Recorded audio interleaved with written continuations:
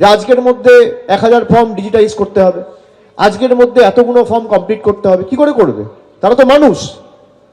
আপনি কোনো রকম কোনো প্রশিক্ষণের ব্যবস্থা করবেন না, তাদেরকে ট্রেনিং দেবেন না, তাদেরকে রিসোর্স দেবেন না, তারা করবে কোত্থেকে? আপনি 2 বছর ধরে করতেন, কেউ তো বারণ করছে না। আর সাসপিশন লিস্ট বা লজিক্যাল ডিসক্রিপেন্সির যে লিস্ট, এই লিস্ট আমরা বলেছি প্রকাশ্যে আনতে হবে। মুখ্যমন্ত্রী নিজে তার চিঠিতেও মেনশন করেছে, তিনি টুইটও করেছেন। লজিক্যাল ডিসক্রিপেন্সির লিস্ট কেন্দ্রীয় নির্বাচন কমিশন, যেটাকে আমরা বিজেপির সহচরী বা বিজেপির সহকর্মী বা সহচরী সংস্থা, সহকারী সংস্থা বলে দাবি করছি, তারা যদি লজিক্যাল ডিসক্রিপেন্সির লিস্ট পাবলিক না করে, জনসমক্ষে না আনে, তাহলে আন্দোলন হবে। আন্দোলন কলকাতাতেও হবে, দিল্লিতেও হবে।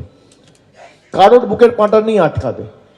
কার নাম লজিক্যাল ডিসক্রিপেন্সিতে রয়েছে, কেন ইলেকশন কমিশন বিএলওদের বলবে না যে আপনারা লিস্ট পাবলিশ করুন? কেন লিস্ট পাবলিশ করা হবে না? কিসের ভয়?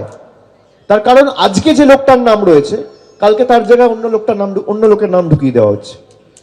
আজকে যদি একটা বিধানসভা থেকে 5000 কেস হয়, আপনি দেখবেন কালকে খোঁজ নেবেন 5000টা হয়ে গেছে 8000, আবার 4 দিন পর দেখবেন 8000টা হয়ে গেছে 3000, 10 দিন পর চেক করবেন দেখবেন 3000 হয়ে গেছে 30000। এই যে ডাইনামিক, আজকে 3000, কালকে 5000, পরশু 8000, তারপরের দিন 10000, হঠাৎ করে 30000। আমি মালদায় গেছি, মালদায় এক একটা বিধানসভা থেকে লজিক্যাল ডিসক্রিপেন্সির নম্বর হচ্ছে 90000, 92000। একটা বিধানসভায় 2 লক্ষ ভোটার থাকে না, আপনি সেখানে 90000 বলছেন লজিক্যাল ডিসক্রিপেন্সি। মানে মানুষকে কিভাবে হয়রান করার পরিকল্পনা বা চক্রান্ত। এমনকি বয়স্কদের রেয়াত করছে না, বয়স্কদেরও ছাড়ছে না। 85 বছর বয়স, হুইল চেয়ার নিয়ে আসছে, বলছে নাম কেটে দিলে কোনো সরকারি পরিষেবা পাবেন না, সুবিধা পাবেন না। এই ইস্যু নিয়ে আমরা বিগত দিনেও নির্বাচন কমিশনকে একাধিক প্রশ্ন করেছি, আমরা কোনো সদুত্তর পাইনি। আপনি হিন্দু মুসলমানের কথা বলেন, এখান থেকে প্রায় 8 জন মারা গেছে এসআইআর ঘোষণা হওয়ার পর থেকে। এদের মধ্যে কজন হিন্দু, কজন মুসলমান শুভেন্দু অধিকারীর নলেজে রয়েছে? কাদের কারণে মারা গেছে? যারা এসআইআর করে গলা ফাটিয়েছিল। আজকে এই 8 জন মানুষের মৃত্যুর দায় কার? আপনারা চাইলে আমি নামগুলো পড়ে দিতে পারি, এবং সেখানে যেমন হিন্দু সম্প্রদায়ের মানুষ রয়েছে, সংখ্যালঘু সম্প্রদায়ের মানুষও রয়েছে। কিন্তু আমরা তো জাতি ধর্ম দেখে মানুষকে মৃত্যুর মুখে ঠেলে দিই না। যারা হিন্দুদের রক্ষাকর্তা হিসেবে নিজেদেরকে দাবি করে, এই 8 জনের মধ্যে 6 জন হিন্দু যারা মারা গেছে, তাদের বাড়িতে কি একবার বিজেপির কোনো প্রতিনিধি গেছে? বিরোধী দল নেতা কারো পাঠিয়েছে? বিজেপির কোনো নেতা গেছে? সুতরাং সেবাশ্রয় দেখে যারা বিচলিত, যারা ভীত, যারা সন্ত্রস্ত, যাদের মনে কাঁপুনি শুরু হয়ে গেছে, সেবাশ্রয় চলবে। এবং আগামী দিন মানুষ যদি চায়, মানুষ যদি সুযোগ দেয় তৃণমূল কংগ্রেসকে কাজ করার, সেবাশ্রয় প্রতি বছর নন্দীগ্রামে হবে। কারণ বুকের পাঁটা থাকলে আটকে রাখাবে। যে আজকের মধ্যে 1000 ফর্ম ডিজিটাইজ করতে হবে, আজকের মধ্যে এতগুলো ফর্ম কমপ্লিট করতে হবে। কি করে করবে? তারা তো মানুষ। আপনি কোনো রকম কোনো প্রশিক্ষণের ব্যবস্থা করবেন না, তাদেরকে ট্রেনিং দেবেন না, তাদেরকে রিসোর্স দেবেন না, তারা করবে কোত্থেকে? আপনি 2 বছর ধরে করতেন, কেউ তো বারণ করছে না। আর সাসপিশন লিস্ট বা লজিক্যাল ডিসক্রিপেন্সির যে লিস্ট, এই লিস্ট আমরা বলেছি প্রকাশ্যে আনতে হবে। মুখ্যমন্ত্রী নিজে তার চিঠিতেও মেনশন করেছে, তিনি টুইটও করেছেন। লজিক্যাল ডিসক্রিপেন্সির লিস্ট কেন্দ্রীয় নির্বাচন কমিশন, যেটাকে আমরা বিজেপির সহচরী বা বিজেপির সহকর্মী বা সহচরী সংস্থা, সহকারী সংস্থা বলে দাবি করছি, তারা যদি লজিক্যাল ডিসক্রিপেন্সির লিস্ট পাবলিক না করে, জনসমক্ষে না আনে, তাহলে আন্দোলন হবে। আন্দোলন কলকাতাতেও হবে, দিল্লিতেও হবে।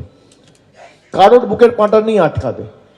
কার নাম লজিক্যাল ডিসক্রিপেন্সিতে রয়েছে, কেন ইলেকশন কমিশন বিএলওদের বলবে না যে আপনারা লিস্ট পাবলিশ করুন? কেন লিস্ট পাবলিশ করা হবে না? কিসের ভয়? তার কারণ আজকে যে লোকটার নাম রয়েছে, কালকে তার জায়গায় অন্য লোকের নাম ঢুকিয়ে দেওয়া হচ্ছে।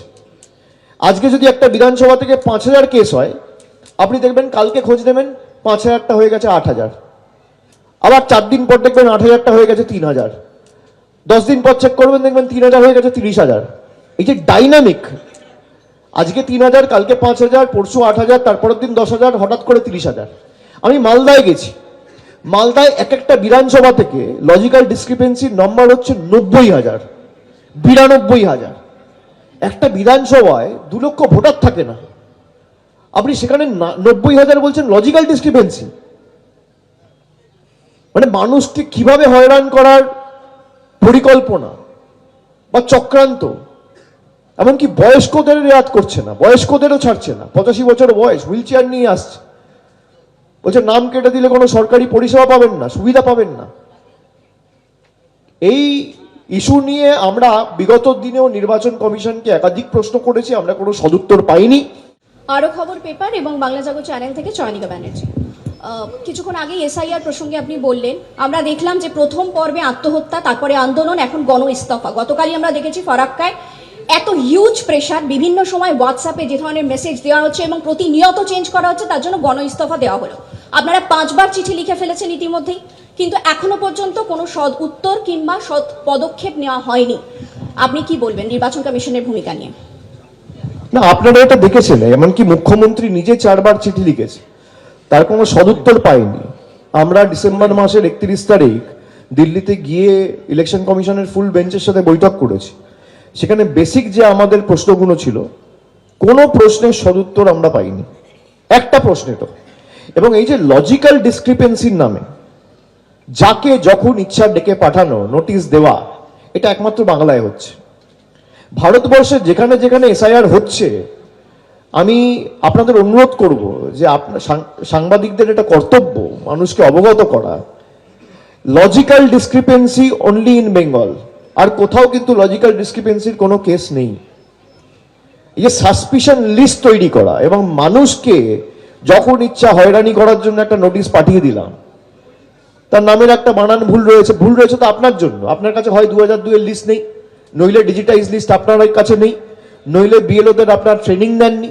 অপরিকল্পিতভাবে মানুষকে হয়রান করার জন্য এসআইআর ঘোষণা হয়েছে, এটাই তো আমরা প্রথম দিন থেকে বলে আসছি। এবিপি আনন্দ, এগিয়ে থাকে, এগিয়ে রাখে।